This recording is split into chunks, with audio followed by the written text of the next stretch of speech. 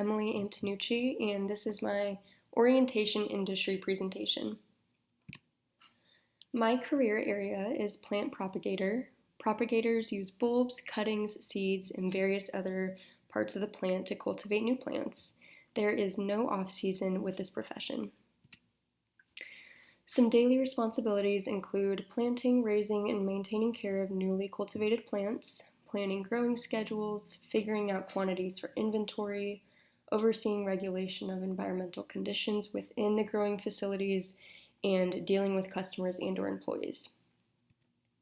Some positions available include propagators. These are the ones responsible for producing the new plants. Grafters are joining together two closely related plants to create a new plant. Breeders are in charge of developing new plants that are in demand by growers. And seed wholesalers are visiting the growers to advise them of the newest available products. Some more positions available include seed processors and seed analysts. There's many, many more, of course. Some advancement opportunities. Propagators have the opportunity to advance within their career and become inspectors or even nursery or greenhouse owners of their own. So my specific interest, I'm currently most interested in becoming a propagator because it kind of involves all my favorite things about horticulture. Planting, growing, the beginning stages of plant life where I'm working hands-on and planting, watching the plants grow into big, healthy plants, working inside and outside, working in a greenhouse, creating new plants. All of that sounds really exciting to me. So education required for most entry-level positions, some sort of certification is required. An associate's or bachelor's degree can also be required. Some entry-level positions only require a high school diploma or less, and then some places might even require you to have a license. Other requirements, higher level positions might encourage or even require you to have a master's degree. Some people go on to get their PhD, and experience is required for almost every position. Industry groups, the American Society for Horticulture Science. This is a worldwide sort of umbrella group covering all things horticulture, propagation included. The International Plant Propagator Society is an international association focusing just on propagation, which is really cool. They do a lot of cool things. Certifications, none are required. A few mentioned include the Associate Professional Horticulturist Certificate and the Landscape Industry Certified Horticultural Technician Certificate. Salary and benefits. As of May 2020, the expected salary was around $27,000.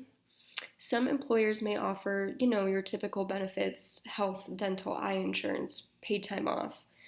Other perks that might come with this type of work include discounted and/or free seeds, plants, growing media, pots, and more. Some local companies here in Nebraska include Bluebird Nursery, Mulhall's, Mary Stem Farm and Nursery, Great Plains Nursery, and Lauritzen Gardens. All of these have positions for propagators. Some regional and national companies include Apple Creek Propagators in Idaho, Capital Wholesale Nursery in California, One Green World in Oregon, Colorado State Forest Service Nursery in Colorado, and Barone Gardens in New York. These are just a few that I found. There are so many more. Some current job openings according to ZipRecruiter: Plant Propagation Research Manager, Plant Propagation Technician, Plant Growth Facilities Manager, Plant Biologist, Pathologist. We have positions open all over the U.S. Continued, Garden Nursery Coordinator in Texas, Garden Supervisor, Gardener specific to invasives, Propagation Grower, so many more. So my personal interview was with a gentleman named Daniel Ortega. He works at Botany Lane Greenhouse in Denver, Colorado, and here's his contact information for anyone who might want to reach out. He was really nice. So, some of Daniel's background in education. When he was in high school, he was involved in a small FFA that had a greenhouse. He took an internship at that greenhouse, and after he graduated high school, he was working full time as an assistant grower. There, eventually became the general manager and then moved to a different greenhouse where he became the head grower, and here we are 13 years later. Some of his daily tasks include checking moisture and temperature on propagation areas, checking that environmental systems are reading correctly, scouting for pests and disease, and monitoring the plant nutrition on various crops. Favorite hardest part of the job. So Daniel says that his favorite part of the job is also the hardest, which includes new programs, new crops, new varieties. He says it's always very challenging because to everything there is a learning curve that you need to adjust to your specific environment. As far as professional registration and industry groups go, Daniel is not currently a part of any of them.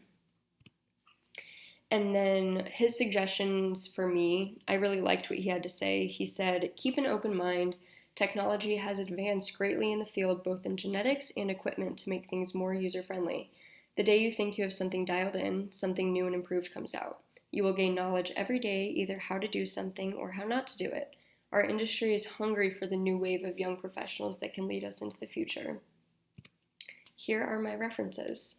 Thank you so much for watching, and I hope you enjoyed.